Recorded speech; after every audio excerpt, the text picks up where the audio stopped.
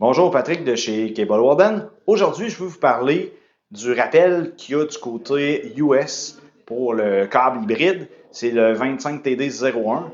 Toyota rappelle leurs clients pour qu'ils viennent en concessionnaire rajouter une gaine de caoutchouc puis une espèce de pitch noir sur le connecteur du moteur électrique à l'arrière. C'est les modèles 2019 à 2024, 2024 production février-mars environ.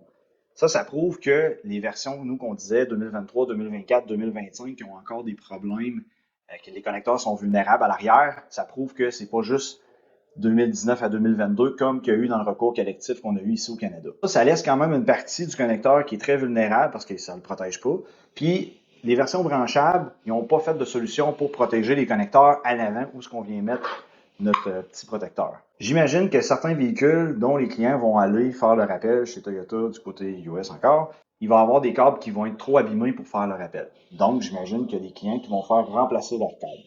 On ne sait pas en ce moment si le nouveau câble version 4, si Toyota va honorer la garantie qu'il donne de 10 ans kilométrage illimité aux US, on ne sait pas s'ils vont la donner avec le nouveau câble. Du côté du Canada et du Québec, pour les 2023, 2024, 2025, on n'a pas de nouvelles à savoir si il va y avoir une extension de garantie, s'il va y avoir un rappel. Pour l'instant, la seule et unique solution qu'on a, ça reste les Cable Warden pour protéger vos câbles. On a des clients qui sont venus nous voir avec des véhicules 2024 que le connecteur était déjà trop abîmé pour venir installer nos boîtiers. C'est vraiment important de le faire dès le départ, quand on a fait remplacer notre câblage ou quand on a acheté le véhicule. Donc, je vous tiens au courant si jamais il y a d'autres développements pour le Canada et le Québec. Merci.